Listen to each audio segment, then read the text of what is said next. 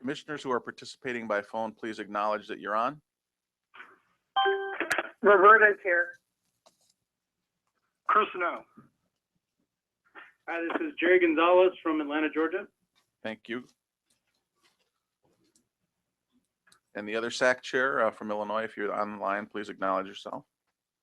No, he's coming on between 10 and 11. Oh, okay. So Commissioner Achtenberg and Kurzenau are on the phone. Is Commissioner Yaki on? Yes.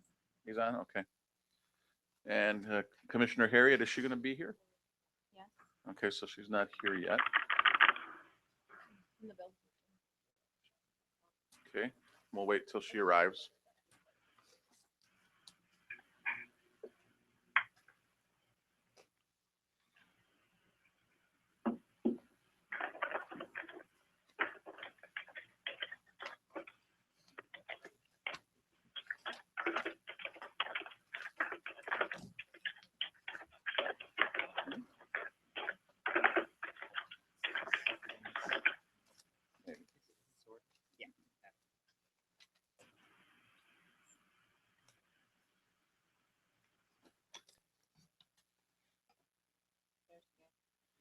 Okay. All right. Thank you.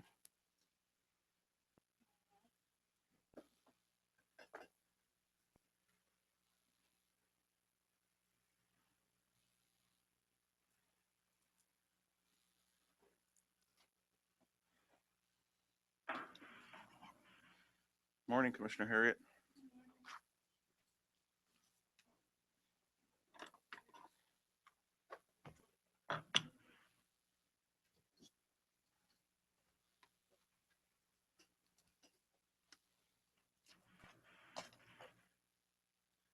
Okay. This meeting will come to order. This is a meeting of the U.S. Commission on Civil Rights. It is currently 9:33 a.m. Eastern Time on December 12th, 2014.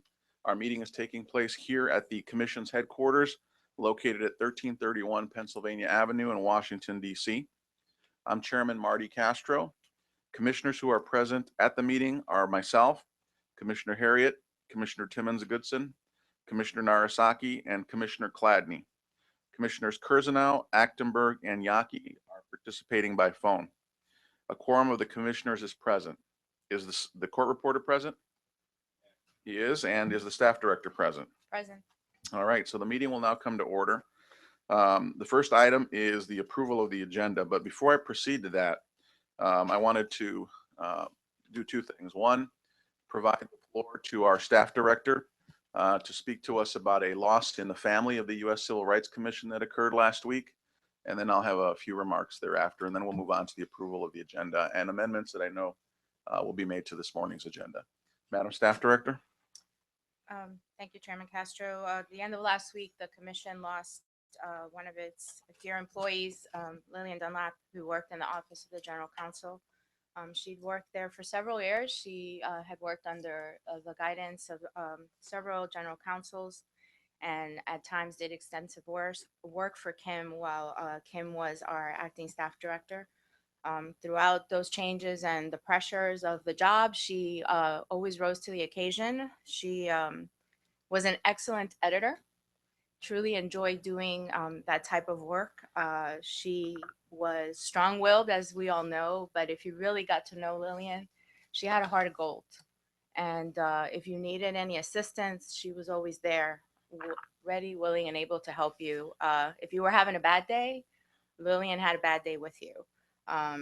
She will truly be missed. She was a quiet and a very private woman, but cared for by staff here. And at this point in time, I know that folks were inquiring as to whether a service will be done by her family, and they will not be holding a service. And so at this point in time, what I plan on doing is getting a plaque done, a memoriam plaque, and hopefully we can hang that in the hallway near where she used to sit. And perhaps at that point in time, once we're hanging it up, we could all join together and just say a few kind words for her. Thank you, Madam Staff Director. I don't know if anyone else wants to say a few words about Lillian. Before we Mr. move on. Chairman, Yes, I just wanted to add that, Please that do. I thought Lillian was a wonderful woman, always willing to work. I found her very helpful, very polite, and I will miss her. thank you. Thank you all. And again, we will keep you posted as to the memorial plaque, and we'll do something special around that. So she will be missed. I wanted to just say a couple of words before we get into the formal program. For Commissioner Achtenberg and I, next month will be 4 years since President Obama appointed us to this commission. And we've been honored to serve and continue to serve. And reflecting on the things that have been happening in the United States just over the last few weeks, issues of Garner and Brown and conditions of police interactions with minority communities. And even as we look back a few more weeks and we see cases involving Muslim Americans and the issues of sexual assault in the U.S. military, and just last week in the news, another 12-year-old committed suicide because of LGBT bullying. These are all issues that our commission has had the fortune and the commitment to address over the last few years. And there are many more that we need to address going forward. And I think as we reflect on what we need to do, certainly over the next year, as we are poised to begin calendar year 2015, although we are now in our fiscal year, and we're hoping that we'll get some funding soon to continue the work that we're doing. I think it's important for us to reflect on the work we do, but also on how we do it and who counts on us to do it. This morning, I received a text from a dear old friend, and it said, "In the sky, there is no distinction between East and West.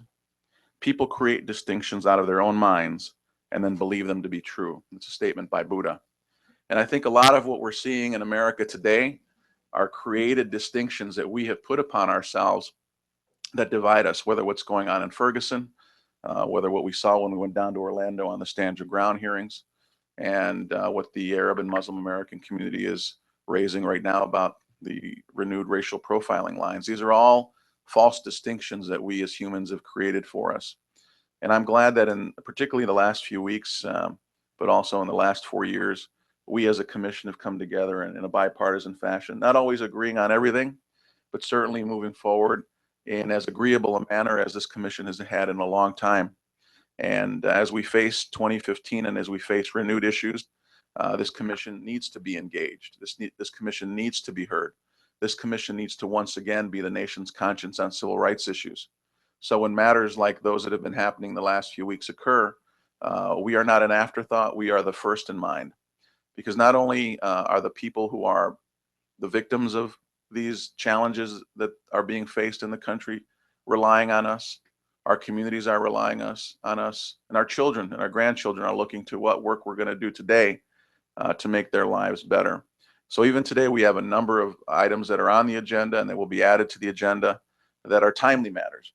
And we will continue to try to address those, and we have to figure out the best and fastest and most efficient way to do it, but also the way to do it in the most united fashion that we can, given our different points of view and perspectives. So I'm excited about the opportunities that face us today and in the weeks and months ahead. And I look forward to continuing as we start the new year to working with each and every one of you. And I also want to thank the staff, starting with our staff director, but on through our entire staff, not only here, but in our regional offices, for all the work that they've been doing this year, 2014, to help us make the commission once again what it has always been, as I said, the nation's conscience on civil rights. I know we face challenges, financial and otherwise, but everyone has risen to the occasion. And as chairman, I just want you to know that and I know that I would speak for the commissioners on this, we recognize and appreciate the work of all of our staff, as well as members of our state advisory committee who do this on a volunteer basis. So thank you, Madam Staff Director. Not sorry to follow up with this, but I just want to advise all the commissioners that today we are actually testing our live stream services. So. Oh, now you tell me I should have been looking at the camera. Thank you. And that's another important step for us, is to be able to share the work that we're doing here, not only with the individuals in the room or those who happen to phone call in, but those who may be able to watch us on this thing called the internet. So Commissioner Harriet? I'm just want to see clarification. When you say testing, is it actually live streaming or we're, If you were to go in the next room, you could actually see us on the. can people Yeah, elsewhere see us? this is Kirsten. I can see you all, and this is a great feature. Everyone looks so distinguished. It's a good thing I'm not there to mar the proceedings. I bet you wish you were here now, don't you? There, Chairman Castro looks so distinguished. My goodness, he looks like the General Secretary of the UN. Is there any ability to Skype with the commissioners that aren't there? Not today. We have a portable machine now that we can wheel, but the service needs. Oh, I'm sorry. My apologies. Not today. In the future, because we do have a portable system, but it needs to be set up in the whole. So it won't be done anytime in the next. Sorry, I'm being told. Give me a second. Okay. Maybe. But it's never Skype though. Okay. So yes, we will be able to do it, but we can't use Skype due to federal regs. So we do have a system in place. And once the wiring is checked out within here, then we can start using that as well. Yes, ma'am. Okay. I don't want to sound too down market here, but like, can we like have a Facebook page that would allow us to say, okay, there's a meeting going on so people could know? So Jason and Lenora have worked to come up with a prototype for our Facebook page. We just have to ensure at this point in time what's left is to ensure that that all the federal guidelines are being met before it can go live. So yes, we would be doing that as well. And as you know, this is one of the items on our strategic plan, so we're Facebook? moving ahead. No, Well, social well, yeah, media. better use of social media and Okay, technology. I Yeah, guess that's the Mhm. the term that makes it sound more I don't know. dignified. So we've already launched a Twitter account through the RPCU chief. And so when they've had briefings, he's actually tweeted out information through the Twitter account and it's been well received. And staff has been given a manual on how to address social media and do the press releases and come up with statements. So we're slowly gearing up to go full force. Can the commissioners get a copy of that manual so I we can. know what to do with social media too? Yes. I And let will. me also suggest before the meeting's over, if you could find out the Twitter handle for that and we could share it not only with the commissioners, but with our viewing and listening audience. I'll reach out to All right, David. thank you. Mr. Chairman, yes, I'd like to thank Commissioner. the director and the staff that's worked on this. I know it's very important. I've been on the commission 3.5 years, and I think it's about time that we did this and got it accomplished. And I think it'll be a big help for the commission and its visibility. I agree. Thank you. And Oh, I'm sorry. no, go ahead. So that everyone knows, the briefing that will take place on January 30th, as previously indicated, will be live streamed. And so we will send out the link 2 weeks prior to that, and it'll also be on our press release. So that folks that want to view the actual briefing, they can see the link on the press release and they can log in from their Like, computer. if it's announced on Facebook and then all of us send it out again, a lot more people will actually see it who I will who we send it know out. are interested in it. Yes, Great. Thank you. sorry. And and just one point of personal privilege before I go onto the agenda. I just want to acknowledge that my sons, Nez and Maximo, and their mom are in the room today. So I know people will be nice to me as a result, right? Thank you. All right, so we move on now to the approval of the agenda. I move that we approve the agenda. Is there a second? Mr. Uh, Chair, Go ahead. No, there'll be a second, then we'll do the amendments. alrighty. Okay, so I Commissioner will Harriet? second. Okay, are there any amendments? Mr. Chair, I would move that we amend the agenda. Oh, your mic was on, but you just need to have it closer.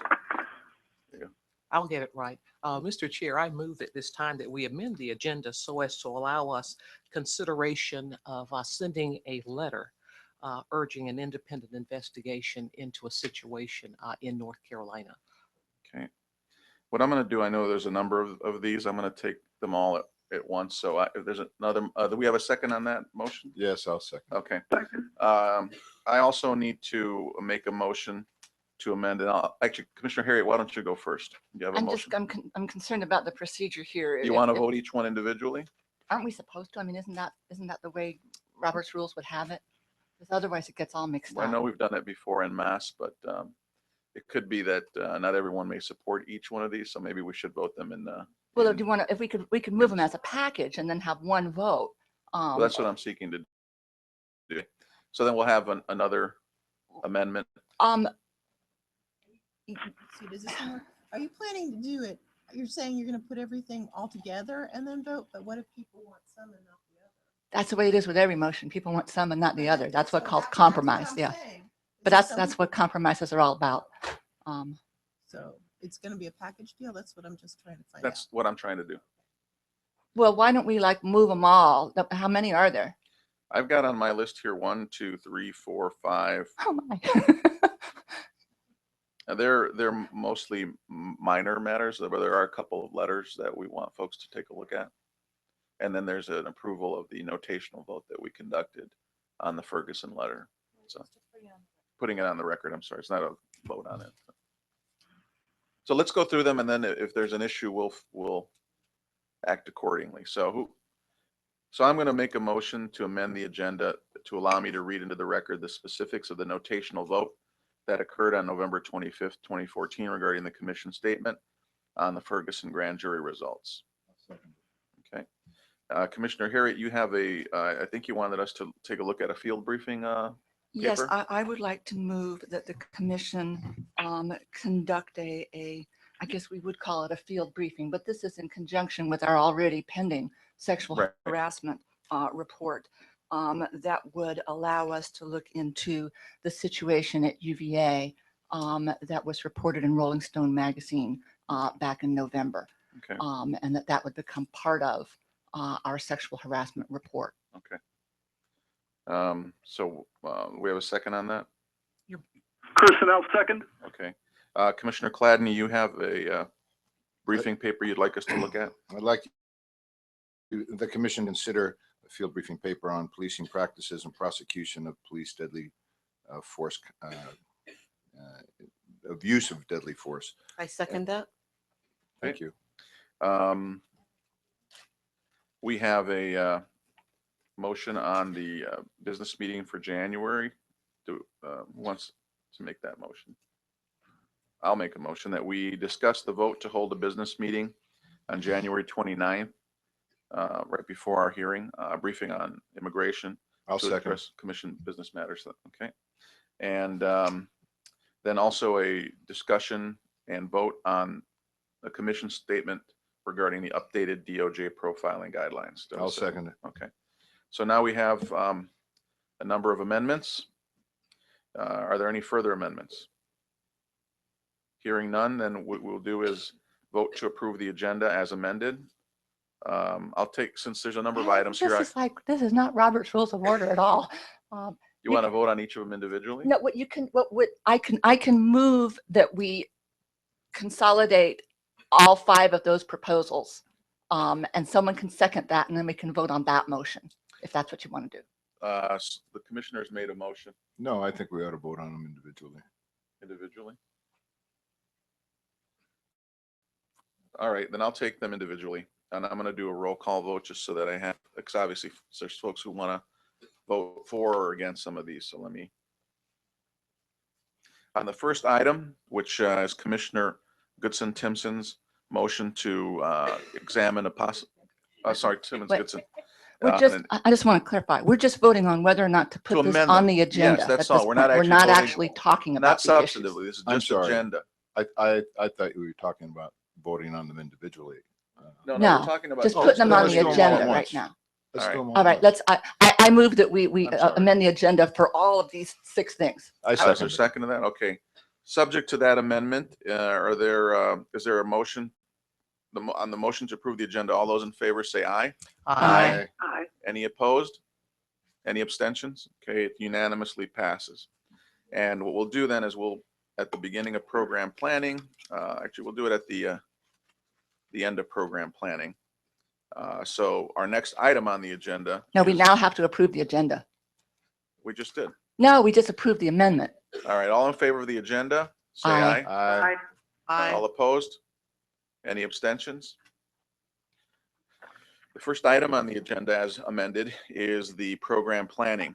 We now have about 8 items on that agenda. So the first is a review and vote on the 2015 Statutory Enforcement Report Discovery Plan.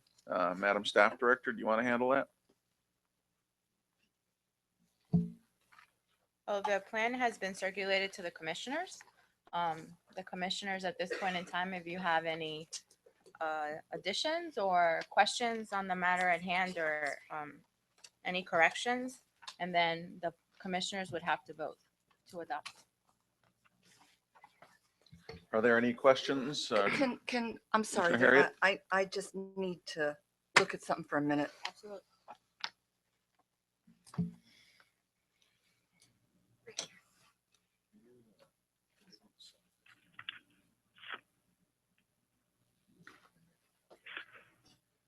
And those commissioners who are on the phone, if you do want to ask a question, just let me know so I can hear you and put you in queue.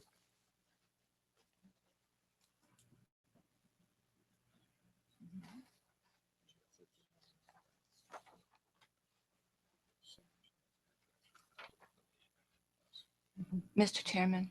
Yes, Commissioner Harriet. I think on the discovery plan, I have a couple of minor concerns that I think we can talk about after. Okay. Just things Sure. like I noticed in the original concept paper, there was a discussion of the possibility that some of these private corporations running prisons might, be greater problems or lesser problems. I don't know. But I thought that we need some specific focus on that and a couple of other minor things. I would like to say generally, though, that I have not been very happy over the last 7 years with the discovery plans because they're not detailed enough.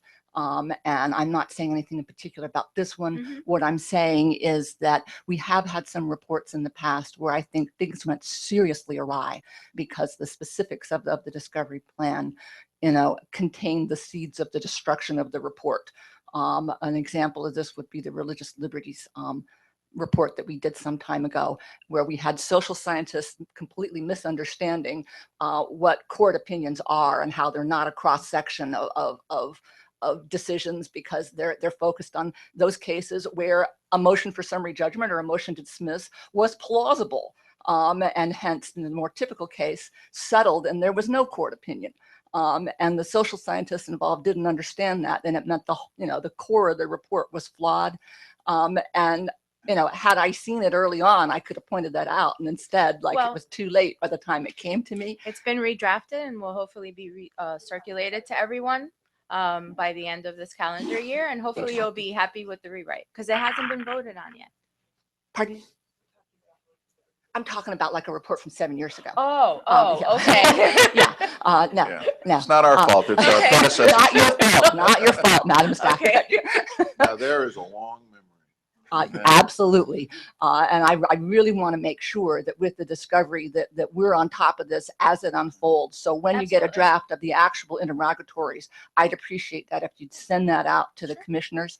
And if we see a problem, we can hit the panic button then instead of 6 months later Yes, when it's ma'am. too late. Will do. Thank you. Thank you.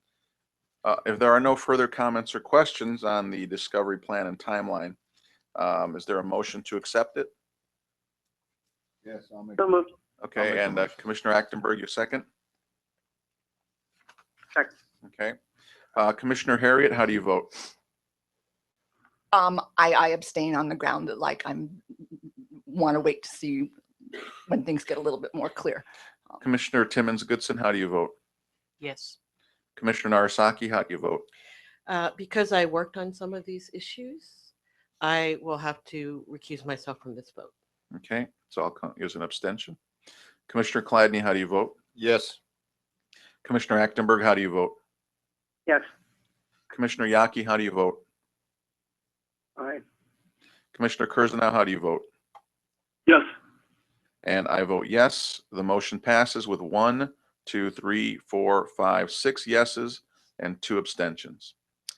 Okay, so we will now, we had scheduled for today a discussion and vote on updating select commission reports. I know that what held it up at the last meeting was that we did not yet have a final budget. We don't have a, do we have a final budget now? We don't have a final budget, but the number is 9.2 million. So the House voted last night. We're waiting for the Senate, but that is the number. Okay.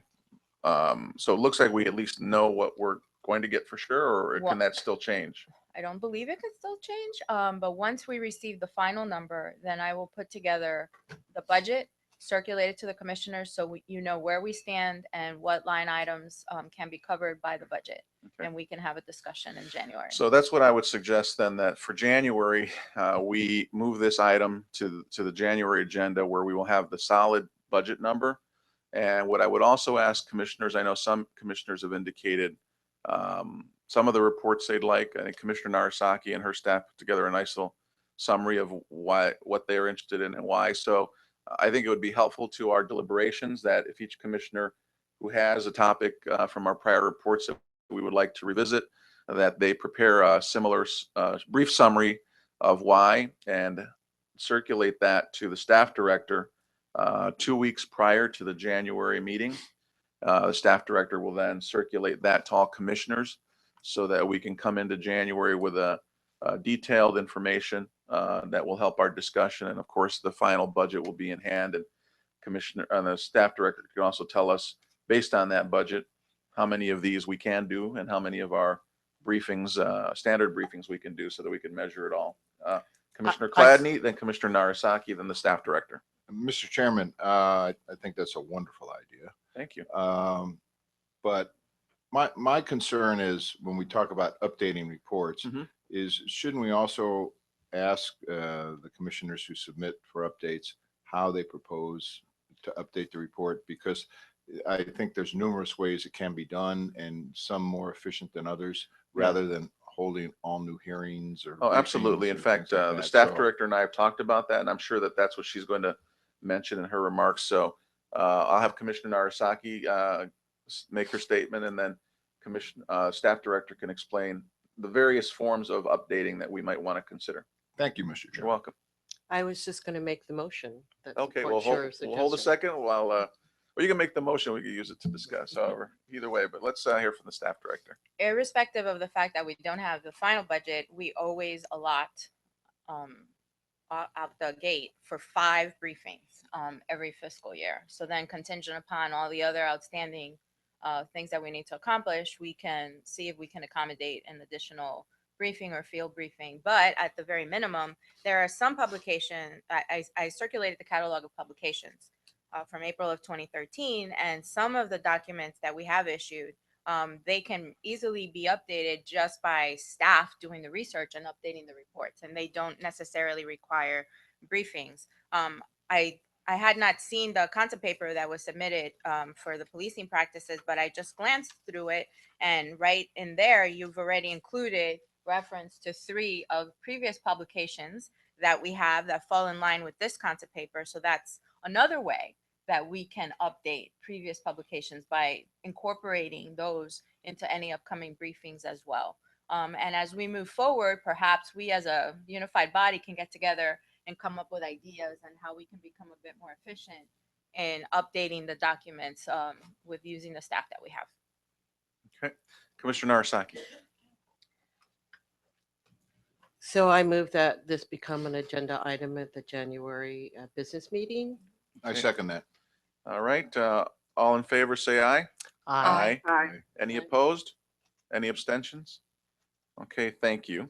The next item on our program planning agenda is for me to read into the record the notational vote specifics, so, which I will do now.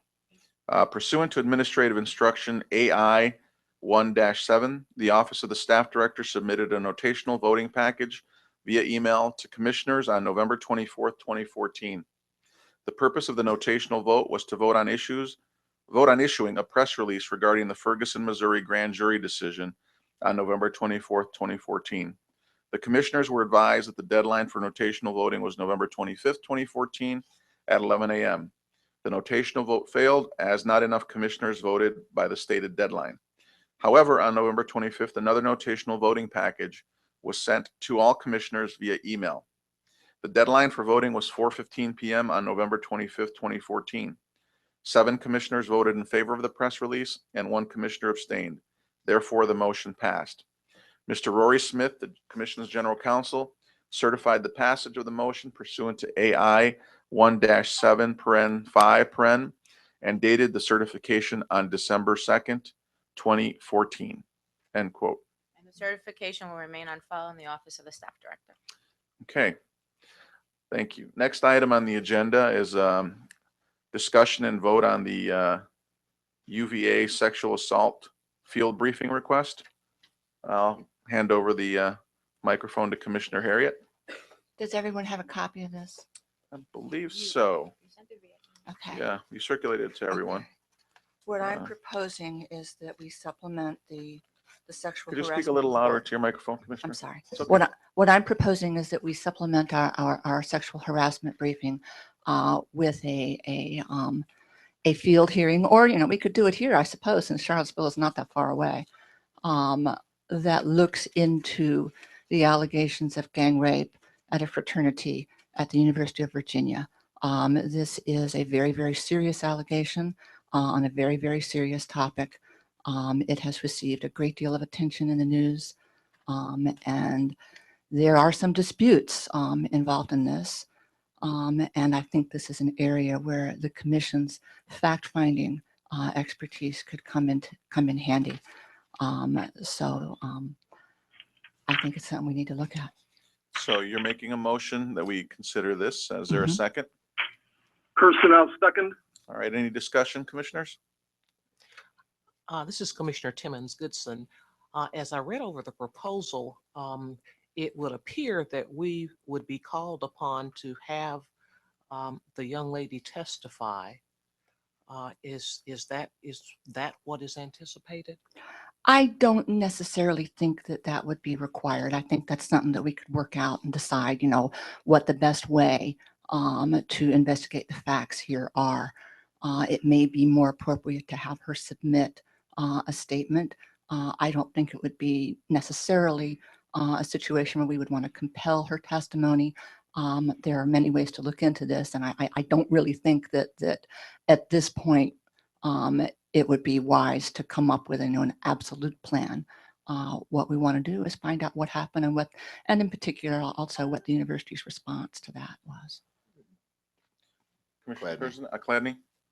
Gladney? I have a problem with just looking at one individual case. I have always thought, especially since we did the sexual assault in the military,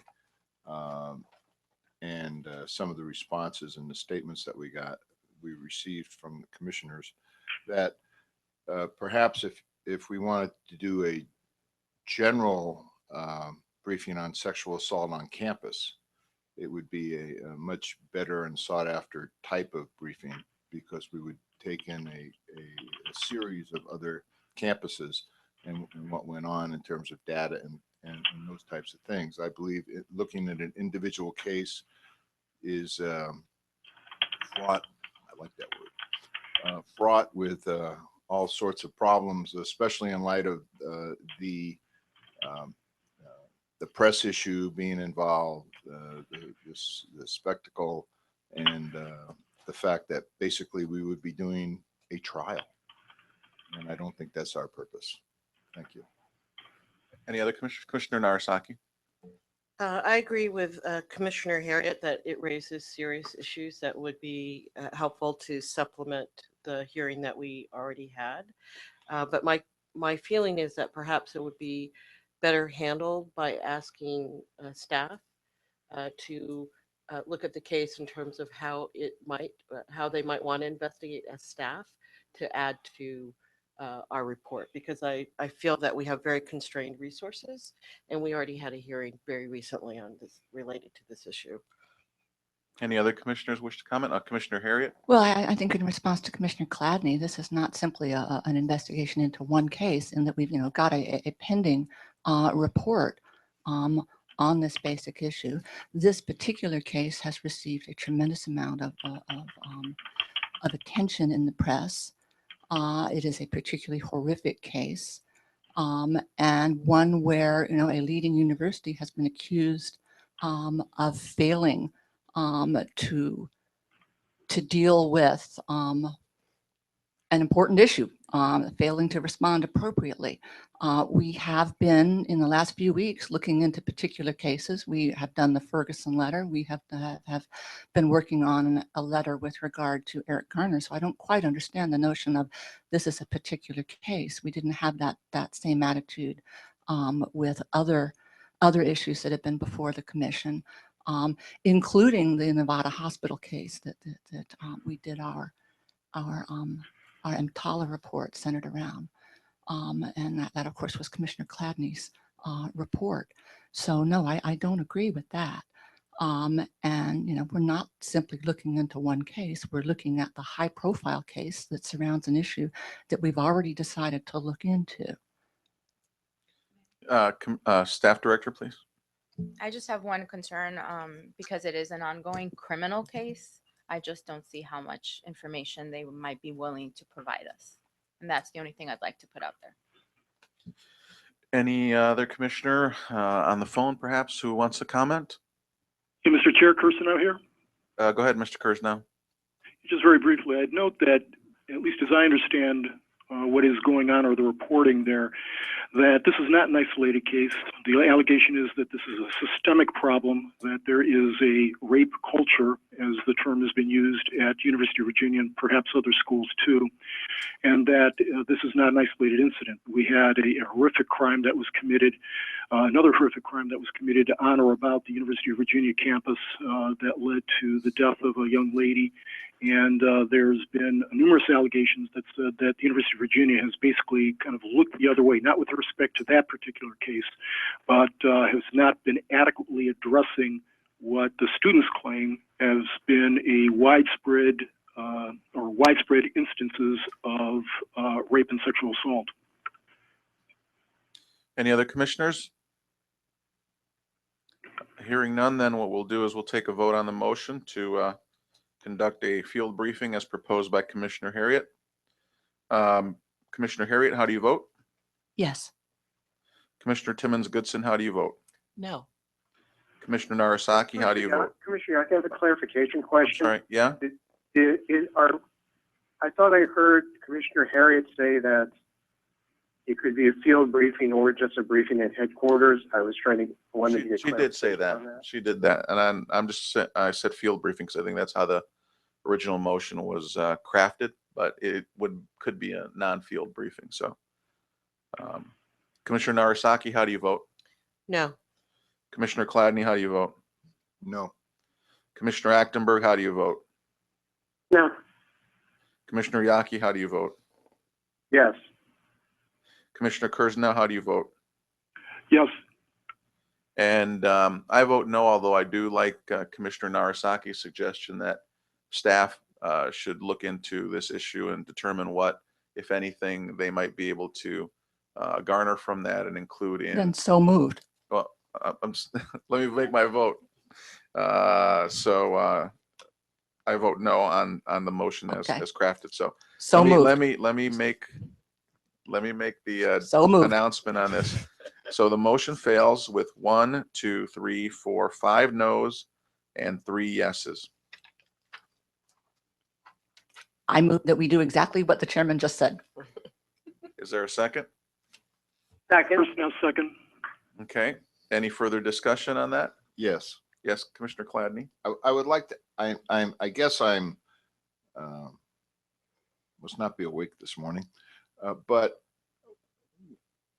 what form are we talking about, the staff looking into it and reporting back? And is that they're going to add to a report? They're going to give us information so that we can decide later, or exactly what avenue are we taking with this motion? I would leave that to the staff's discretion to determine whether or not this is information they want to. I mean, if you want to amend the.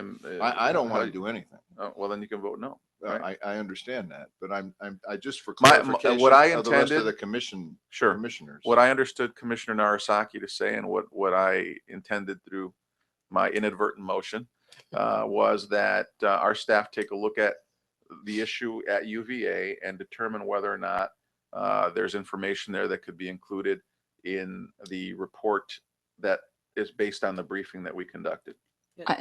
What I would like to see is Commissioner for the staff to actually interview witnesses and to develop the record. That's not my intention. Yeah, but that was my motion, not yours. Commissioner I'm the Narasaki. movement, not you. Well, you said you were going to But it's still, I'm still the movement, base so the I'm the motion one. on what I said. Yeah, well, I'm now, my motion now Okay. is to interview witnesses, Well, develop the record on what happened. thank you for the clarification. Commissioner Narasaki. Well, I feel like it was actually initially my idea. There you go. But it has seriously gone awry somehow. So, So tell us what you really meant. yeah, so although it is now formally Commissioner Harriet's motion, so of course she can make it into what she believes is appropriate.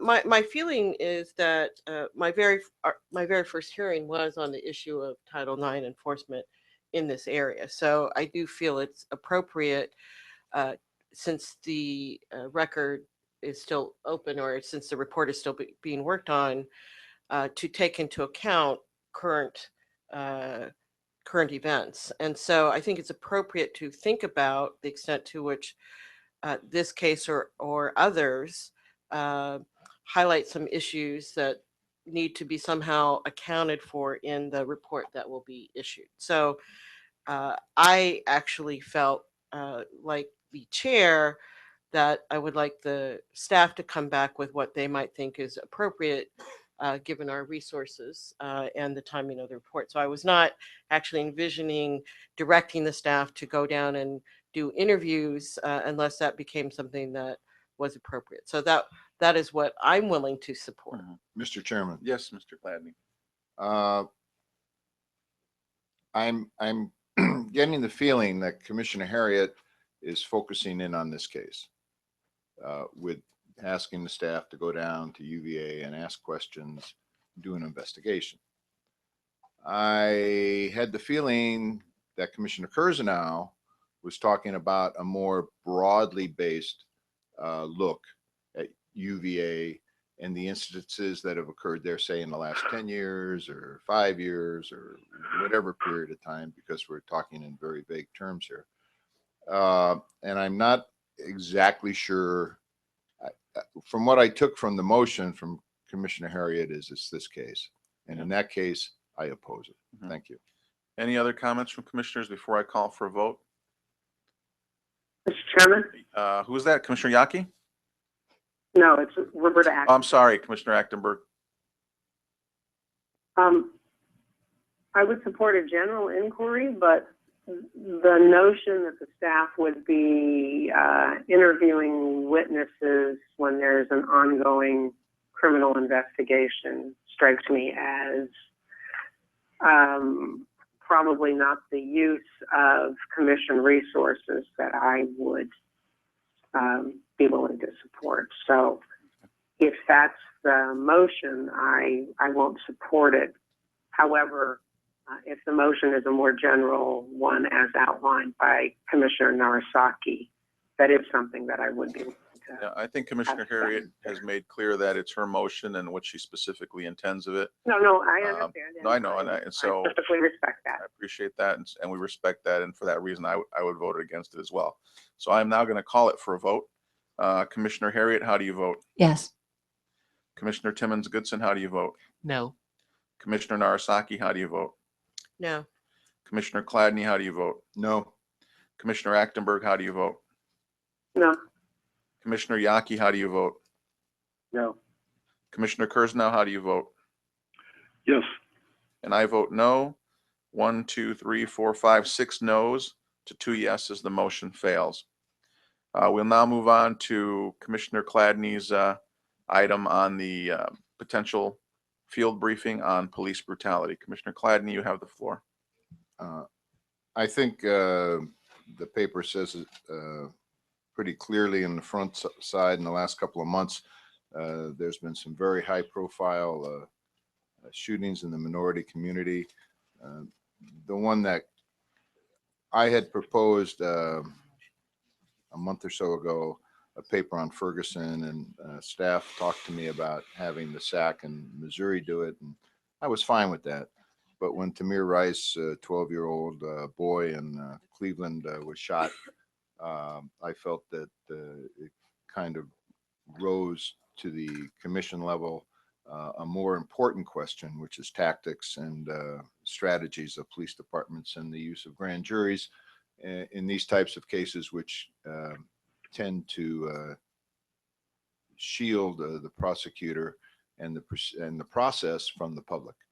So I embarked on writing this paper, and then I submitted it to several people. They had a couple of changes, so I put everybody's name on it as an author, and I think that's the purpose of the paper. So we have a motion. Is there a second?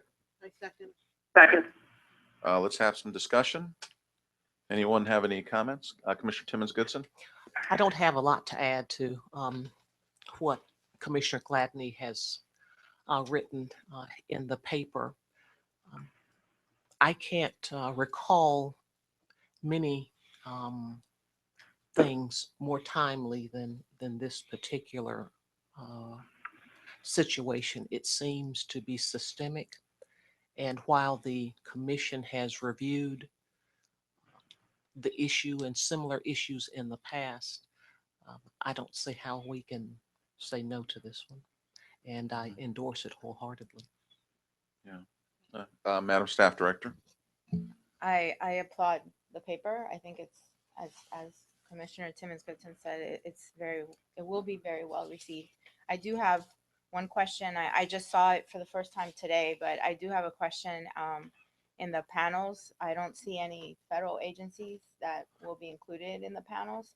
And I was wondering if there's any thought of bringing in COPS or BJA, simply because they do provide the funding for the training, and they just released new training manuals as a result of these instances. I left the panels vague so Okay. that the staff and the other commissioners can recommend people Excellent. for witnesses. I don't think the author of a paper should delineate exactly who's coming, because then they dictate how the briefing No, I turns out. appreciate that. No, but a new document just came out in November, so I'll circulate that to everyone. And one more thing, I did, and I don't know if the funds are available, and if the funds aren't available, I guess we wouldn't do a field briefing, but I would hope that we could do this up in New York. It sounds like a good idea, and I'll be able to tell you more after we get our budget. Thank you. You're welcome.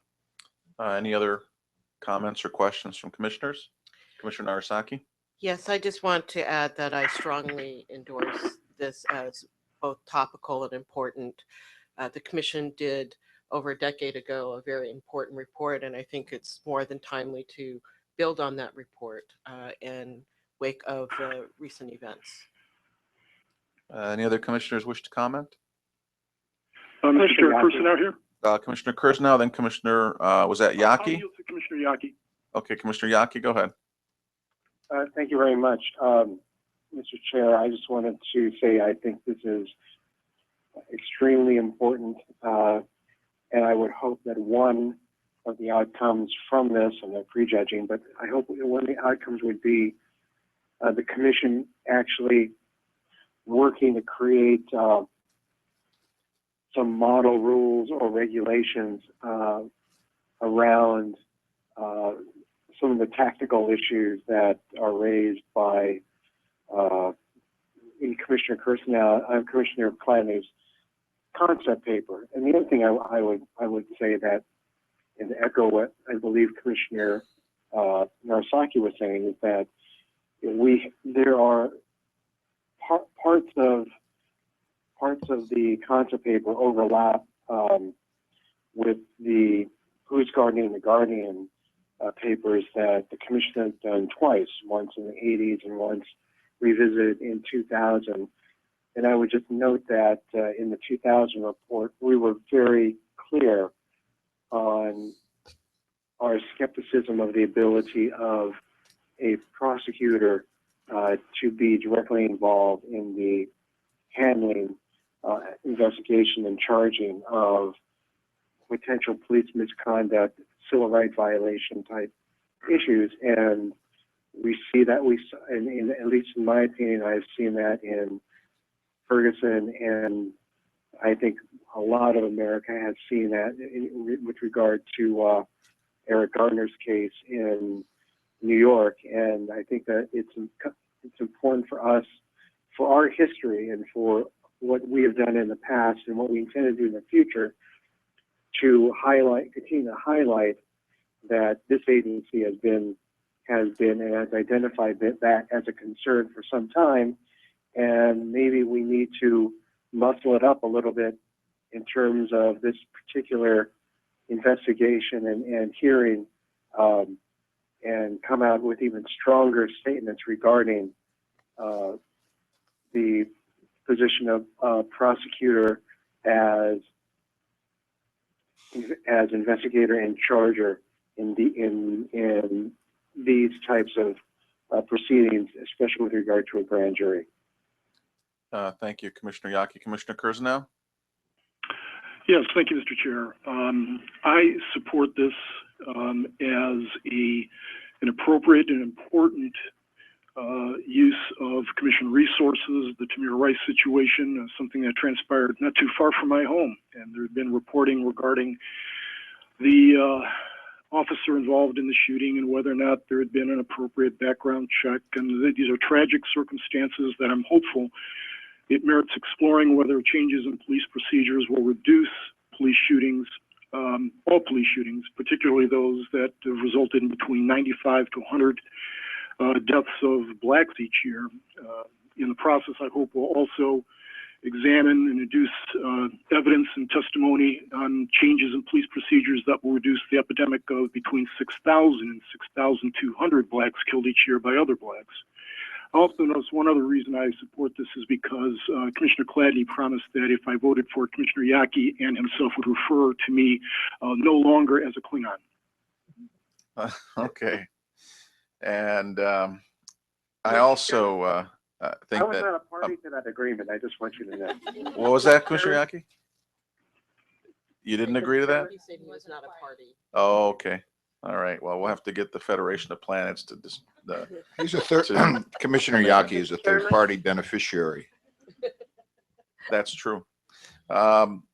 Even in today's paper, Commissioner Cladney, there's discussion about there's no accurate count of civilians who are killed by police, although there's a very specific, as there should be, detailed accounting for the police officers who are killed in the line of duty. So perhaps one of the side benefits of doing something like this is we can create a database that will make the work of future commissions and future local administrations better, knowing exactly the scope of these sorts of situations. So any other Mr. additional Chairman? comment? Yes, Commissioner Achterberg?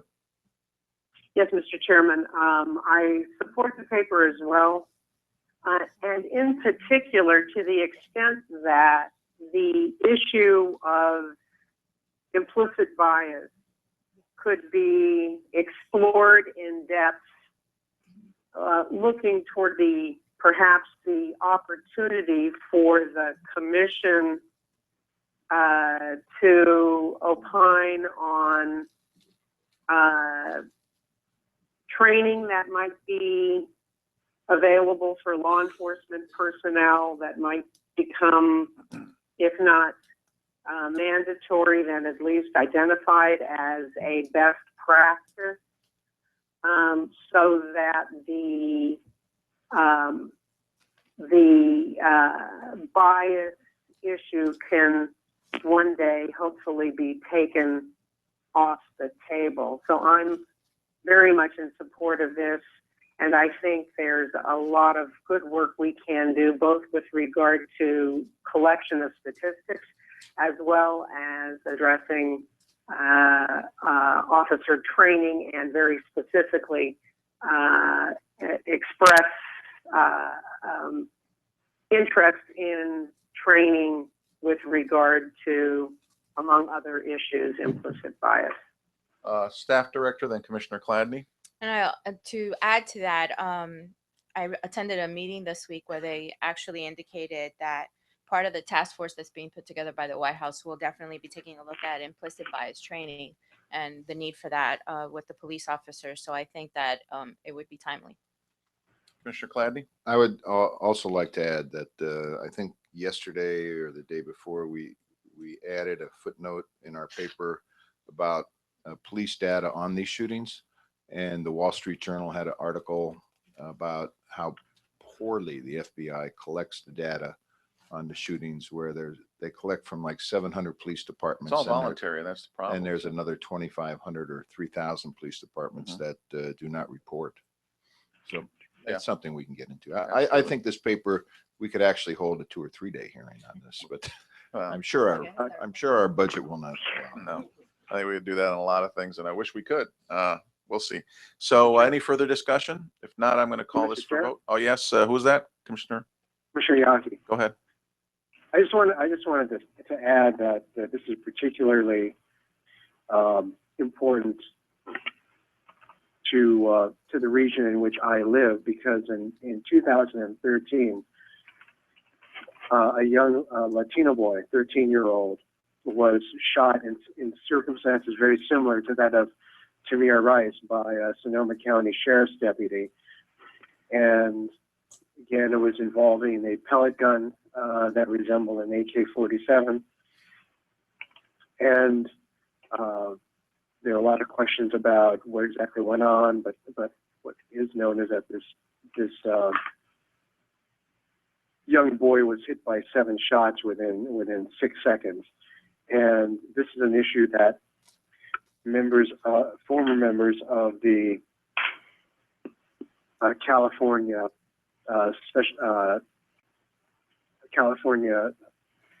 Advisory Committee had brought to my attention, and we've been talking and working on issues such as this for some time. So I think that this is very important.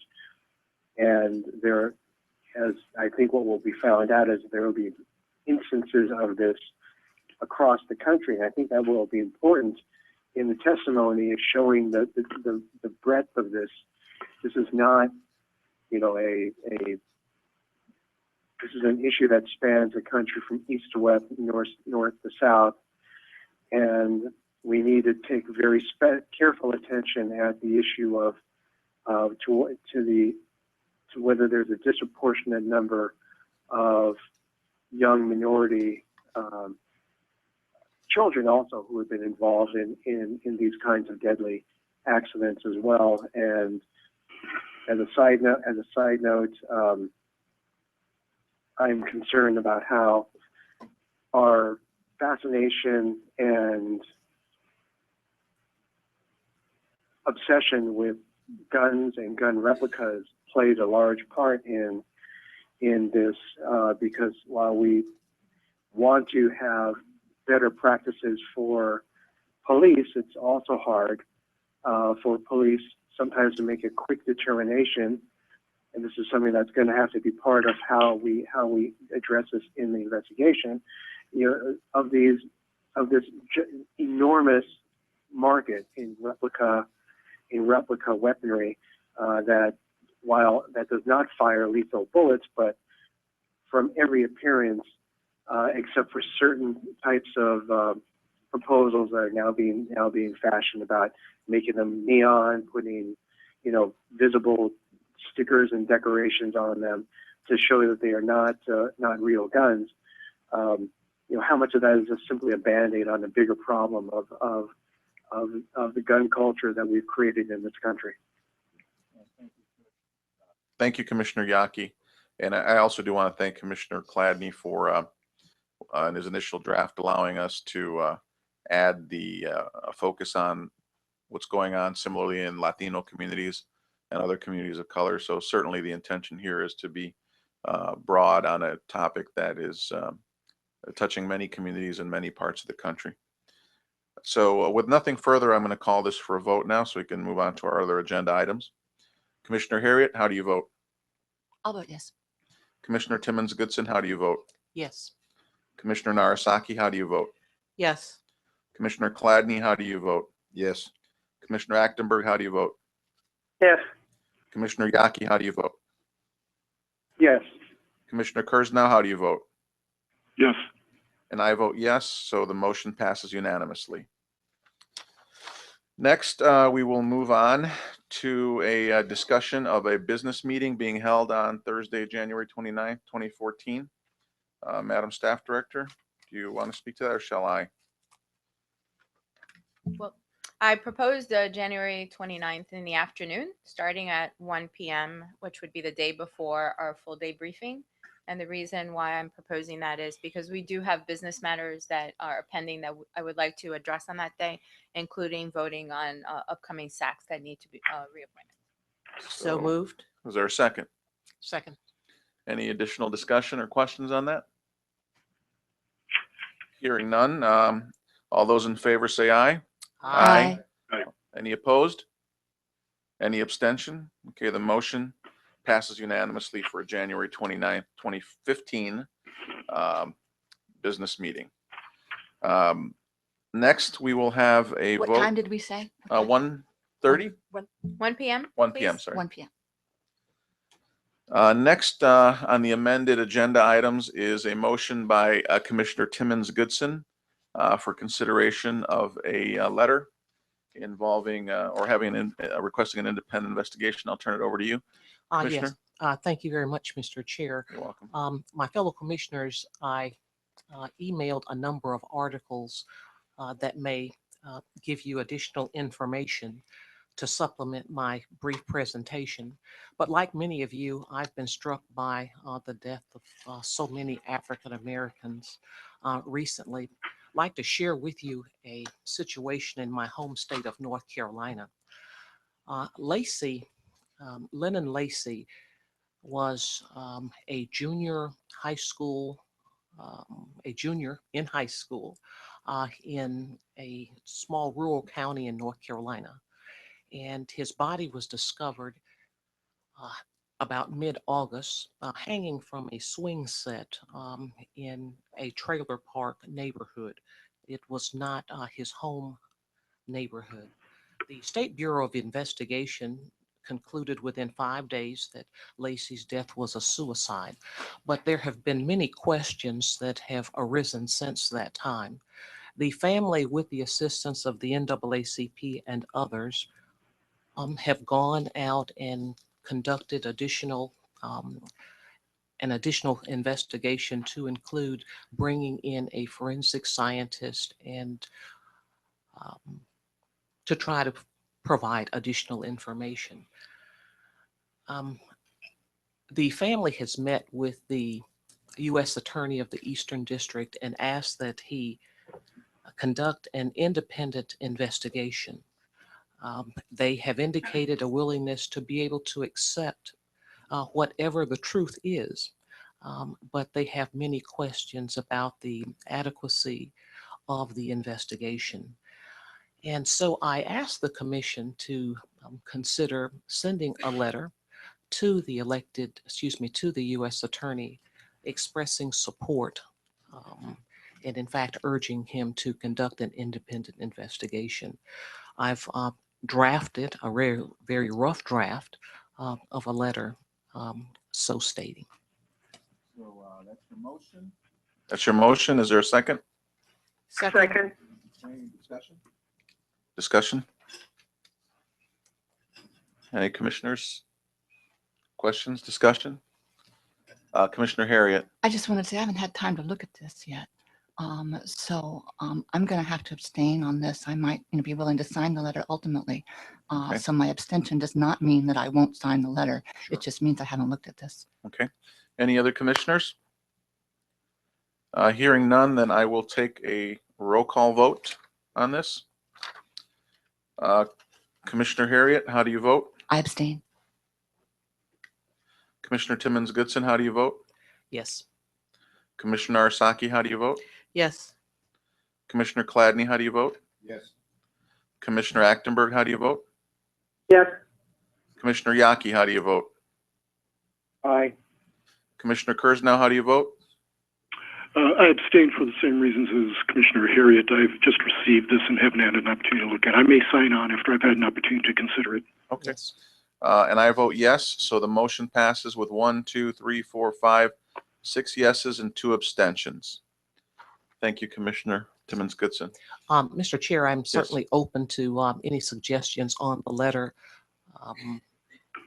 And I put that out there. Okay, thank you. So does that mean that the vote is? Well, actually, the vote is on this letter, right? Is that what you're asking? The vote passes on the passage of this letter. So does that mean we can't change it at this point? Well, Or do we want to like have another motion that we can agree upon changes? Okay, Why don't I move that the letter be subject to edits that the signing commissioners may agree upon over the course of the next few days? I second. okay, any discussion on that? Did you want to say something, Madam Staff? Oh, I Director? just say that I can work closely with Cheryl to get the letter out. Okay. Okay. If no discussion, I'll just, I will take a voice vote on that. All those in favor say aye. Aye. Any opposed? Any abstentions? Okay, the motion passes. Next, we move on to the motion where I circulated a letter on the recently released DOJ profiling guidelines. In the last few days, while I've been here in Washington, I've met with leaders of the Arab American, Muslim American communities, and they continue, they join us in being very pleased with seeing an update here. There are still some gaps that they're very concerned about. And in the context of meeting with them to talk about our report, which was issued recently on federal civil rights engagement with Arab and Muslim American communities, this issue was coming up. So in connection with that report, given our focus on and our findings and recommendations on some of these very issues, I thought it might be useful for us to both commend the Justice Department for the tremendous work it's done in moving forward on this issue, but also reminding them that there are some areas which do continue to need attention. The letter I circulated has, I believe, received some proposed revisions from Commissioner Narasaki, and I've looked at those. So my motion would be to approve the letter as amended by Commissioner Narasaki. And I believe you circulated those changes to everybody, Commissioner? Okay. So do I have a second? second. Okay. Opening it up for discussion. Commissioner Harriet? I'm going to have to vote against this one. This is a very tough issue. It requires a lot of thought. And I haven't sorted it all out in my mind. I don't think from what I saw, I haven't looked at Commissioner Narasaki's edits yet, but from what I saw, it didn't look like one that I could offer edits to and get myself to the point where I would be able to sign it. It is a very, very tough issue. I understand everybody's concerns, and I think that those concerns, have some merit to them. But it's such a tough issue. I just feel I cannot sign on to this letter or anything that short on this topic. Fair enough. It's just too complicated. Understood. Thank you, Commissioner Harriet. Any other comments, questions? Mr. Chair, Kirsanow? Yes. Thank you, Mr. Chair. I would align myself with Commissioner Harriet's comments. I'm not going to vote against it. I'm going to abstain. I would just simply note that I've not had an opportunity to even look at what DOJ has been up to with respect to the racial profiling. And I would suggest we used to, as I recall, and I still think we do have an administrative instruction that either required us or at least strongly suggested that we try to introduce motions, written motions related to underlying letters or materials, things of that nature, within a certain time frame. And I don't recall what it was. I think it was 48 hours prior to a meeting. So commissioners would have an opportunity to take a look at it, deliberate, and maybe even discuss among themselves before voting. I'm just reluctant to move forward on something that I really have not had an opportunity to examine. I understand Congress does that from time to time, from what I hear, but I'm not as swift as they are. And I appreciate that. And, as you know, Commissioner Kurznow and others, we recently have on a couple of occasions in the last couple of weeks tried to use notational voting to move on some of these time-sensitive issues. And it worked in one case, it didn't work in another. And given that we had this meeting already scheduled, I think that's why we're seeing these letters. But so we'll certainly go back and see if there might be a more streamlined yet more thoughtful process that would be comfortable for everybody. But we did want to get these out in front of commissioners before the meeting, and hopefully it sounds like many did have a chance to see it, and maybe some didn't. Any other comments? Mr. Chairman, would this be subject to non-substantive editing? Is that implicit in the agreement to adopt? As it was in the prior motion on Commissioner Timmons Goodson's letter, yes. All right, thank you. Any additional questions, comments? If not, I'll take a roll call vote on this. Commissioner Harriet, how do you vote? I'm going to vote no. Okay. Commissioner Timmons Goodson, how do you vote? Yes. Commissioner Narasaki, how do you vote? I abstain. Commissioner Cladney, how do you vote? I pass. So you want me to come back to you then? Commissioner Achtenberg, how do you vote? Yes, Commissioner Yaki, how do you vote? Aye. Commissioner Kurznow, how do you vote? Abstain? I vote yes. Commissioner Cladney, you want to join the winning side? Yes. Okay. So the motion passes with 1, 2, 3, 4, 5 yeses, 2 abstentions, and a no. That's the 3, no, 2 abstentions and a no. Commissioner Harriet was actually a no. Okay. Thank you all. Now we move on to management and operations. Madam Staff Director, is that right, or am I missing something? No, you are correct. I would Okay. just ask, our Illinois SAC chair will only be able to remain on the call until 11, so perhaps Okay, we so can we go call on right him now? first. Okay. So as you know, we've been trying to do more to engage our state advisory committees over the last few years. Part of that engagement has been having our SAC chairs or representatives from SACs participate in some of our briefings. Some have previously been on the phone and reported to us. Some of them have even been physically here at our meetings. And we have also, some of us commissioners have attended SAC meetings back in our home states.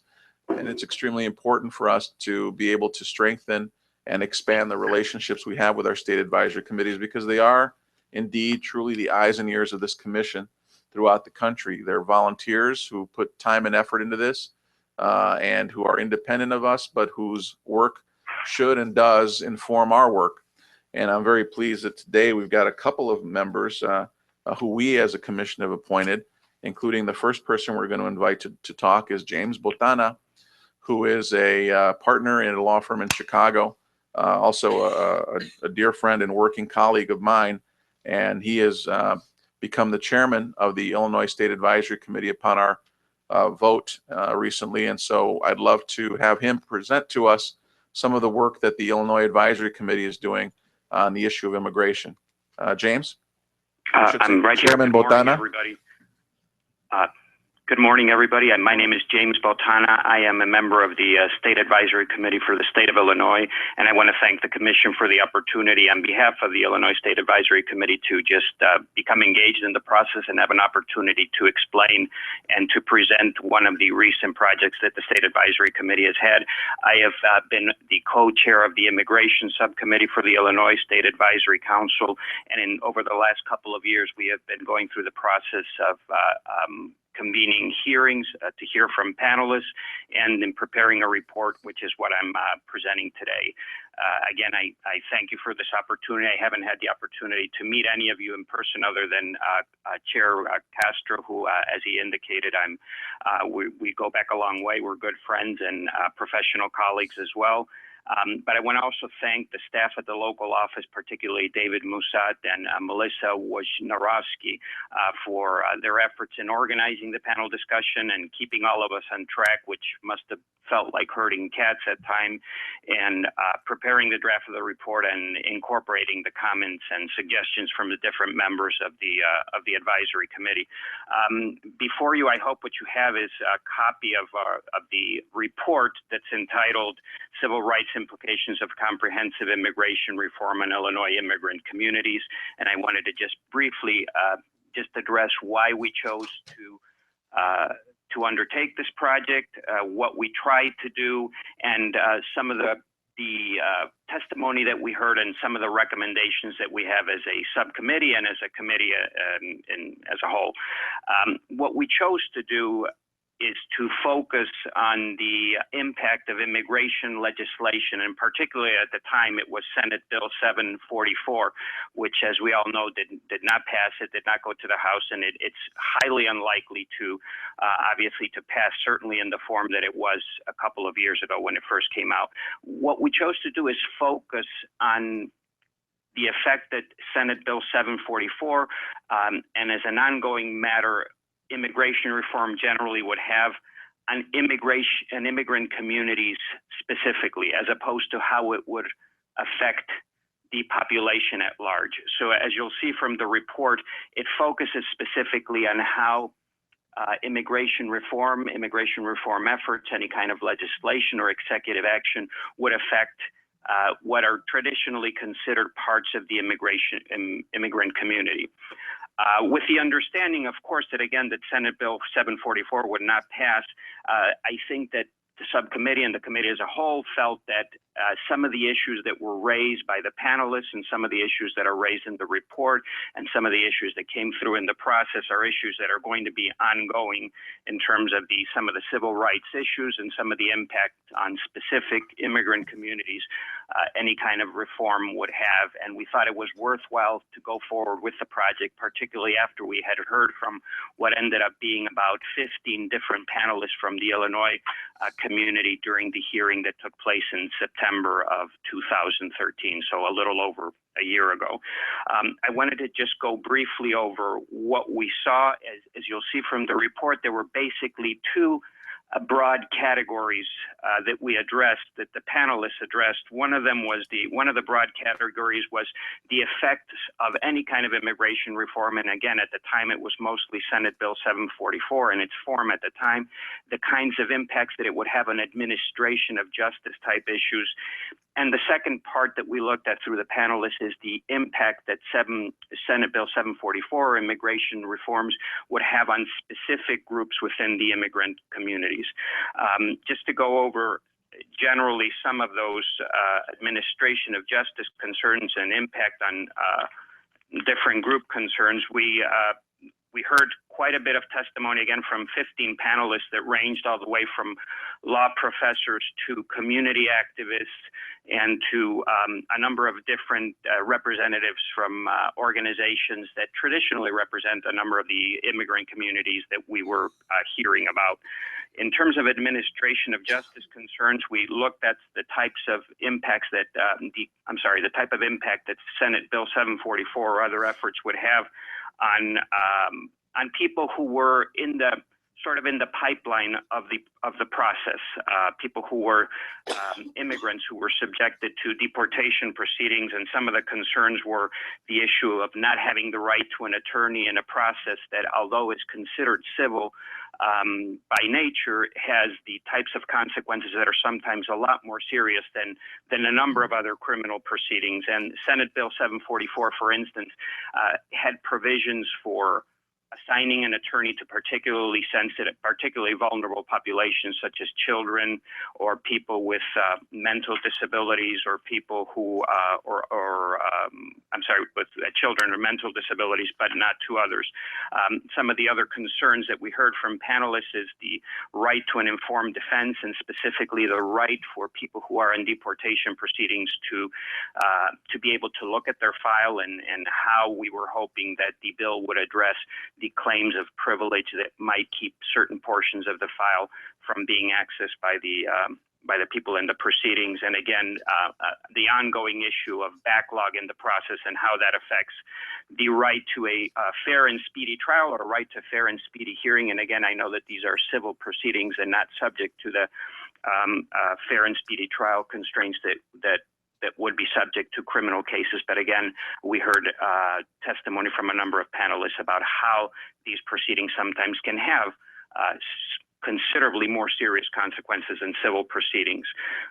In terms of, again, administration of justice concerns, we heard of the impact that this could have on a number of different populations, such as non-citizen children, migrant and farm workers, and in particular also members of the LGBT community who are immigrants, and also heard quite a bit of testimony about the concerns about medical repatriation of people who are immigrants, non-citizens, being repatriated, being sent back to their countries of origin when they're in the process of dealing with with very serious illnesses.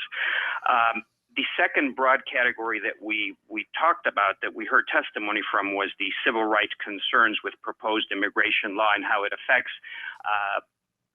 all immigrant groups and specifically certain groups. We heard quite a bit of testimony about concerns with E-Verify.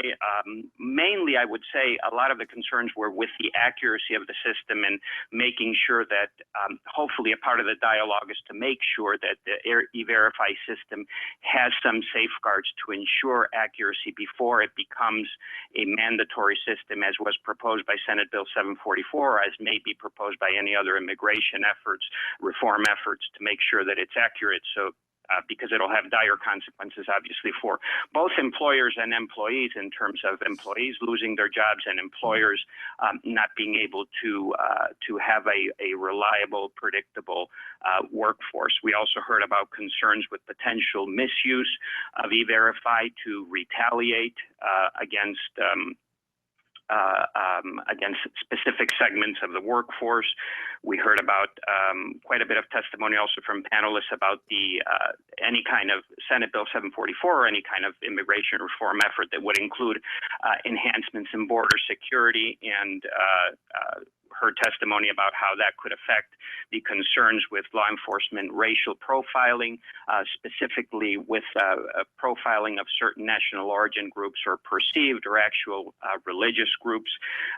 Heard concerns about how the increase in just the manpower of border enforcement could have also an increase in excessive use of force. We heard quite a bit of, again, the next segment of the presentation dealt with the merit-based point system that was proposed by Senate Bill 744. And I think the merit-based point system, in terms of both addressing family concerns and an enhanced way of addressing labor concerns, is something that will probably be a part of any kind of immigration reform. And we heard some interesting testimony about how the merit-based point system could have some effects on particular groups, such as national origin groups, because again, it was a system. It was a bill that again preserves a preference for issuing immigration visas to nationals of undersubscribed countries, and that by its own nature would affect countries that are oversubscribed by just sort of keeping that very long line at the door for people from countries who want to come here and make a life in the United States. We heard also about the, particularly when it comes time to labor preferences, how that would by its own nature affect women more than men, to the extent that in many cases, because of the way that the system was set up or was proposed, it would disproportionately affect women, disproportionately affect people with disabilities, and also affect people who are older, because of the way that the proposal set up the allocation of point systems that favored people who were younger as opposed to people who were in their 30s or 40s. The recommendations that we had, again, as the chair has mentioned, we are trying to be the ears and eyes of the commission in the state of Illinois, is to take into consideration some of these points that were raised by the panelists during the session.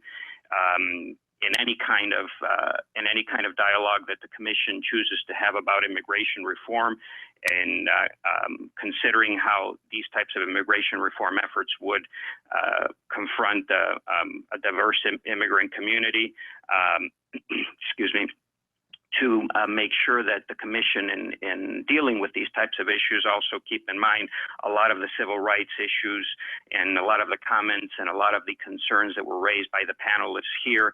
And specifically, we were informed that the commission would have a briefing on the state of civil rights at immigration detention facilities that's going to be held, I think, sometime in January of 2015, and that hopefully the commission will consider some of the findings and the recommendations of this report in terms of the administration of justice, and to use this as a resource to raise questions from presenters related to the issue of detention facilities for immigrants.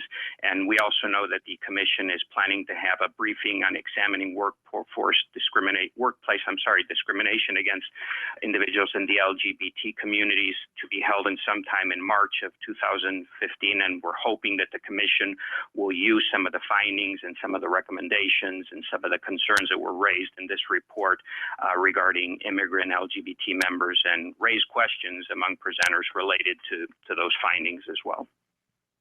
And again, thank you for the opportunity to both be involved in this and to present the report and some of this brief summary of the report this morning. Thank you, James. Under your leadership of the committee that is focusing on immigration for the Illinois SAC and under the leadership of Chair Arborjano, I'm very proud of the work that your advisory committee has been doing, not only on this topic of immigration, but on the issue of food deserts and religious freedom and prisons in Illinois. You are an extremely active SAC. I can assure you that I am going to make sure that what you are presenting to us is utilized to the fullest extent in our January briefing and elsewhere. I also want to let members of the public know that by the end of the month, this report of the State Advisory Committee that Mr. Botana reported on will be available on the Commission's website, hopefully by the end of the month at USCCR.gov, where we list and post reports not only of the Commission, but of our State Advisory Committees. I do want to have our commissioners have an opportunity to briefly ask some questions of Commissioner Chladni. Thank you, Mr. Chairman. My questions pretty much revolve around the E-Verify program. I know it's been around for over 20 years. And I didn't have an opportunity to review your report. So if I could just ask you a few questions, if you can recall these areas, I'd appreciate it. If not, I understand. But like, what are the accuracy problems with E-Verify? What's the percentage of inaccuracy? If you could bear with me for a second while I page through that part of the report, Commissioner. The accuracy of the system is, I think that generally accuracy concerns that come into any kind of system where there's a record-keeping system. Particularly with immigrant communities, particularly with names that may be foreign sounding and get transcribed in an inaccurate sort of way. Would that be inaccurate, like transcribed by the employer or transcribed by the system, or both? It could be with both. Again, we're talking about a system that uses Social Security numbers as a way of cross-checking. We're talking again about a number of numbers that are being transcribed. One error in one specific name, an error in one number could result in a finding of a mismatch with the Social Security number. So people who hyphenate their names, people who sometimes, again, I know in my community, in the Latino community, the issue of using both the father's name and the mother's name, and sometimes that being transposed incorrectly with the Social Security office or with any other agency may result in ultimately some kind of a mismatch finding. Well, we find that on birth certificates all the time in my clinic. Sometimes they use the hyphenated name. Sometimes they use the first name as the middle name, and the birth certificates always wind up having to be changed by the time the child reaches the age of 5. So what type of correction methods do they allow for this? If I apply for a job and they say you're not in the system, how many days do I have to correct it? Or is there a time or an allotment, or is there any type of administrative proposal to give a 60, 90, 120-day correction period? I'm not aware of the system as it was proposed in Senate Bill 744 allowing for a specific amount of time. I know from my own experience in dealing with these types of issues for clients, the employee is given a certain amount of time to go to the Social Security Administration, to the other agency, to go and try to correct the problem. I don't know off of the top of my head exactly what the time period is that's allowed for that, but the employee is given some time to the employer gets what's called a mismatch letter. It communicates with the employees and gives the employees then some time to go and try to correct that problem. Was your panel able to reach an agreement as to what that time period should be, or did they not? We did not address that at our level in terms of, and I don't remember off the top of my head hearing any specific recommendations from any of the panelists that were that specific in terms of the amount of time that should be allowed in order for people to be able to correct those. And one last question, does that correction, did anybody say the correction period worked or didn't work, or there was a problem getting to the Social Security office or whatever? Again, I don't remember any specific testimony about the system as it's working right now. And I think right now about a 10 or 15% of employers use their E-Verify because it's not mandatory, it's voluntary at this point. And the Senate Bill 744 proposed to make it mandatory. But I don't remember hearing any testimony about how fruitful it was or how effective it was to be able to try to make those corrections. Thank you very much. Absolutely. Thank you. Commissioner Claddy, anecdotally, in the immigration rights community, there are many stories of the difficulty between interfacing with the various federal bureaucracies that could make the correction and the immigrants who are attempting to seek clarification or correction. So there have been issues there. I'm sure there's some specific information that may be in the record there, but just anecdotally, that has been problematic. Commissioner Narasaki? Yes, I just wanted to actually commend the advisory committee for the very thorough report and the focus on civil rights. Often the debate on immigration is focused solely on who gets to come in and who gets to stay and the issue of legalization, and this focus on the civil rights issues and the breadth at which you did it in terms of also looking at specific populations like the LGBT community. So as someone who has worked on immigration issues for most of my professional life, it really is an incredible report, and I hope that people will read it.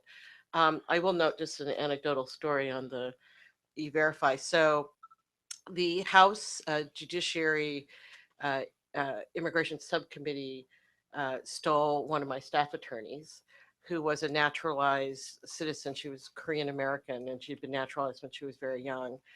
And when she got hired, hers got flagged as not being a citizen, and it took her a month, even though her boss was chair of the immigration subcommittee in the House. And so you can imagine the challenges if you don't have that kind of connection of really trying to go up against the federal government to get these records cleared. Thank you, Commissioner Narasaki. Any other questions for Mr. Botana? Hearing none, then I will now thank you, James, and we're now going to move on to your colleague from Georgia, Jerry Gonzalez. Many of you, I think, are familiar with Chair Gonzalez of our State Advisory Committee in Georgia. He appeared and testified before us at our hearing on immigration issues in Alabama. He was at our hearing as well on stand your ground laws in Orlando in October. And he's also very active in the leadership of the Georgia Association of Latino elected and appointed officials, which I have had the pleasure to speak to in my official capacity as chair. And their report, Immigration and Civil Rights, Just and Fair Immigration Reform is an urgent matter for Georgia, has been issued already and is available currently for download on our website at usccr.gov. So if anyone's following along right now, you can actually go to our website, pull up the report, and listen to Chairman Gonzalez talk about the work of the Georgia SAC. Jerry? Thank you, Chairman Castro. Certainly appreciate working with the U.S. Commission on Civil Rights on matters that are very important to us, and certainly appreciate the connection with you all this morning as well. I wanted to provide sort of a brief update associated with specifically on the report that was issued, and make sure that you all are aware as you move into this issue further. Anything that we can be of a resource in Georgia, we certainly can rely on us for that. I do want to start by acknowledging my co-chair of the immigration subcommittee that we had was Professor Joseph Knippenberg out of Oglethorpe University. He was co-chairing the the hearing that we had in 2013 on this matter. Certainly Oglethorpe students as well provided significant amount of support in the writing and drafting of the report. So I want to acknowledge their contributions to that officially as well. The focus of the report that we did was in reaction to the state's passage of an Arizona-style legislation in Georgia called HB 87. And we wanted to look at sort of history, the administration of justice within immigration, and then look at particularly here in Georgia, how its impact on the economy, and then also talking about the impact that we had started seeing on the implementation and the environment that has been created in Georgia because of that type of legislation that targets foreign-born communities, specifically Latino and Asian communities in the state. So in a nutshell, the immigrant community is very important to the state of Georgia, particularly in the agricultural industry is significantly important. That is Georgia's #1 industry, and without the immigrant community, our agricultural industry would disappear. That is something that we heard testimony from professional associations of fruit and vegetable growers, as well as people within the service industry. We heard from the Georgia Restaurant Association, and certainly included information about the essential economy. It's a bipartisan collaboration to look at the essential workers in our economy to ensure that we can have these types of workers in order for other economies in our state to prosper. So we looked at various different aspects of it from an economic perspective, but we also wanted to look at aspects and impact that has been felt across the community in a variety of different trends that we came to hear from the different community members. One of those findings was, #1, is that public safety is being undermined. When there is a blurring of the lines of local community policing and federal law enforcement, that makes us all less safe. You will have a segment of the population that is more reluctant to make any kind of contact with law enforcement because of fear of being put into immigration detention or deportation. We had a police chief testify, police chief in Doraville, John King, who happens to be of Mexican descent as well. And he mentioned that it makes it very, very difficult for him to be able to act in a way that enhances community policing, but at the same time upholds his duty to uphold all the laws in the state, and it puts him in a very precarious situation where the current state of affairs doesn't allow him to do his job in an effective manner. So public safety was a big concern for many of the people that we heard testimony on. Employers as well as employees' rights being subverted, unequal competition by different employers, and exploitation of workers because of their immigration status is a very serious concern. Family unity was one area in which there was great focus upon. Unfortunately, children, U.S. citizen children, have some parents that are undocumented, and we have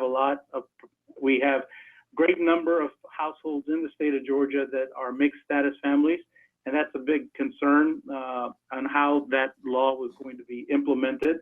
And then even further, there is lack of access to our higher educational system in the state of Georgia. Currently, Georgia is one of the few states in the country that has a ban of access to higher education to the top 5 universities to any undocumented students.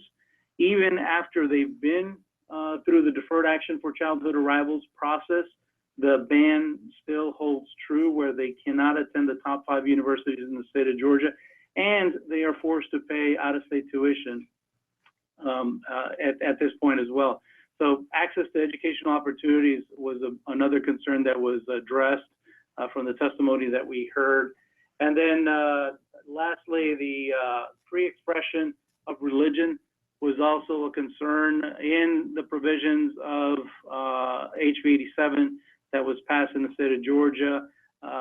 Certainly some, particularly one testimony from former mayor of Uvalde, Georgia, Paul Bridges, indicated that because of his Christian beliefs, he felt a need to reach out and be a part of the growing Latino community in his neighborhood. And because of his Christian beliefs of helping his neighbors, he felt that he was going to be targeted as part of this bill, and which is why he became one of the co-plaintiffs against the state in the lawsuit that was filed at part of the state. So because of his religious beliefs, he felt that the law was putting an undue burden on him and putting him in a precarious situation with the state law as well. So the recommendation ultimately that we made as a commission that was voted unanimously with one abstention was essentially that our immigration system is broken and continues to be broken, and we do recommend that our Georgia congressional delegation work together in a bipartisan manner to ensure that we can address the issue once and for all. Georgia's economy depends on that. Georgia's civil rights community depends on that to ensure that we don't treat foreign-born immigrants in a hostile manner in the state of Georgia. And certainly the steps that have, and so that was the recommendation of our findings in our hearings. And if I could elaborate further, post the report being issued, certainly the state of Georgia can benefit from President Obama's executive action. It's estimated that 130,000 newly qualified for DACA 2 and the deferred action for parental accountability extension that the president did may be impacted in the state of Georgia. So that's a significant part of the population, of the undocumented population here in the state of Georgia that could be impacted. And for DACA 1, Georgia has had a very high rate of application, of about 54%, where we have an estimated 40,000 young people that are eligible for the DACA 1 program that have, and 54% of those have gone through that application process. So certainly immigration and the lack of action at the congressional level is a significant impact to our state, and certainly appreciate the commission's time to be briefed on this matter. Thank you. Thank you, Chair Gonzalez, for your report and your work as well as your leadership on this. And I just want to, before I give commissioners an opportunity to ask you some questions if they have them, is also acknowledge that your committee co-chair, Joseph Nippenberg, was also one of the witnesses who testified at our Alabama hearing. And also just to indicate that I was pleased to attend the SAC hearing that was the basis for this report. And one of the interesting things I learned there, in addition to everything that you just reported on, was to hear some of the local agriculture leaders, some of the local farmers, particularly in your industry on peaches, indicate that indeed the folks that work those jobs picking the peaches, those are actually very skilled jobs. They're not unskilled labor.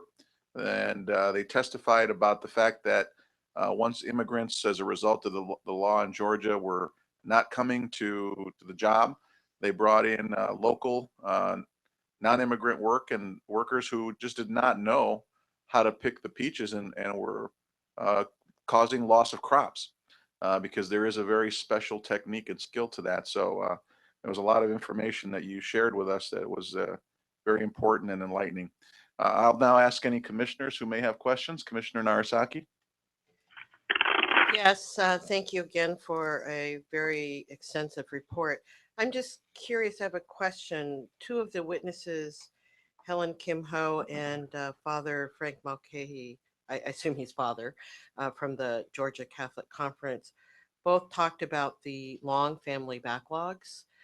For some, from some Asian countries, the wait to bring family members could be 10 to 20 years. And the waits to bring in spouses of legal permanent residents from Mexico is probably more than 5 to 10 years at this point. But that did not make it into the findings. And I'm just wondering what the discussion was with the committee on this. Thank you. And the testimonies that were provided by Ms. Ho and Mr. Mulcahy, he's not a priest. He's actually the attorney that works as a lobbyist for the Georgia Catholic Conference, and works with us on a variety of different issues. The scope of the report that we had was centered around the impact and around the issue of HB 87, which is a state law that was passed, and we certainly, as we all know, immigration is a broad issue, and we couldn't cover all aspects of the challenges with immigration. So the focus was primarily around that, but certainly I agree that there is a significant backlog, particularly within the Asian community, that is a problem. And that is why we believe that addressing it from a holistic perspective and at the congressional level is the answer to ensure that we can get a robust, effective, and efficient immigration policy that reflects the values and the will of this country. And that's what ultimately what we made a recommendation for. Thank you. Any other questions, commissioners? Hearing none, I want to thank both of you for your work and your leadership in these reports, and we very much appreciate that and look forward to continuing our strong relationship with all of our SACs, especially the two of yours. So thank you very much. We now move on to our staff director's report. Madam Staff Director, please proceed. If I may, I would just like to give updates on a couple of bills that I thought might be of interest to the commission. And then nothing really has occurred since the last update that I provided that's not already included in the report. And the reason why I'd like to pass on any extensive information is because we do have a NARA training scheduled for this at 11 o'clock this morning, and I believe that the trainer is already here, so Okay. I wouldn't want to hold him up any further. But Okay. I just want to put on your radar that HR 647, it's the ABLE Act of 2014. I've been looking at some of the pending bills, and I thought that this was a bill that the commission might be interested in knowing about. It's Achieving a Better Life Experience Act of 2014, and what it's looking to do is to encourage and assist individuals and families in saving private funds for the purpose of supporting individuals with disabilities to maintain health, independence, and quality of life. Since we do do studies on folks with disabilities, I was happy to see that submitted. And secondly, I'm happy to report that HR 1447, which is Death in Custody Reporting Act of 2013, has now passed the House and the Senate. And the reason why I believe this is important to be aware of is because of the upcoming briefing that we will be holding in January. And what this Reporting Act reauthorization requires is for states to receive allocations under specified provisions, and through those and requires the head of each federal law enforcement agency to report to the Attorney General annually certain info regarding the death of any person who is either detained or arrested by an officer of such agency, or is en route to be incarcerated or detained, or is incarcerated or detained at any federal correctional facility or federal pretrial detention facility located in the U.S., which also includes the private immigration detention facilities. Anything else? Anything else for the staff director? If not, I will turn our attention to our state advisory committee appointments. I'm now going to make a motion that the commission appoint the following individuals to the Indiana State Advisory Committee based upon the recommendation of our staff director: Diane Clements, Terry Cardwell, Elizabeth Sierzniak, Tammy Davis, Robert Dion, Morela Dominguez, Christopher Douglas, Richard Garnett, James Hay, Robert Height, Leslie Heiner, Tony Kirkland, Billy McGill Jr., Patty O'Coughlin, Ernesto Palomo, Carlton Waterhouse, Ellen Wu, and Catherine Zuckert. Pursuant to this motion, the commission appoints Diane Clements as chair of the Indiana State Advisory Committee. These members will serve as uncompensated government employees. Under this motion, the commission authorizes the staff director to execute the appropriate paperwork for the appointments. Do I have a second? Second. Okay, thank you. Any discussion? Commissioner Narasaki. Yes, I want to commend the staff on pulling together a very strong slate, including a good representation from the Native American community. I do want to flag a concern. I will support the slate, but I do want to flag a concern about the fact that there is, at least from what we can tell from the background, no one with a disability reflected in the group, as well as my interest in trying to see some younger leaders be included in these slates. I feel that the younger generation has a very different experience with race and different approaches because they are more from the internet generation. And we might miss those issues if there's not that kind of diversity on these slates. And even though I'm speaking against my own generation, I think it's time to start making sure that we're getting voices from the younger generation. And we do our best, and we'll continue to try to target it. Any other questions? Commissioner Harriet. I'm going to be voting against the Indiana SAC slate as proposed. The Indiana SAC has caused some controversy in the past.